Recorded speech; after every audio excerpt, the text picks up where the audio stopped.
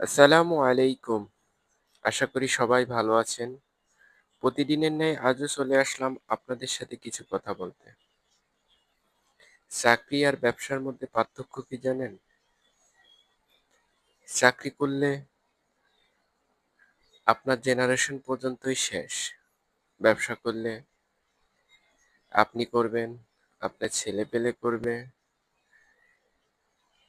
আপনার জেনারেশন সবাই করতে পারবে যদি ব্যবসাটা ধরে রাখতে পারেন, ইনশাআল্লাহ।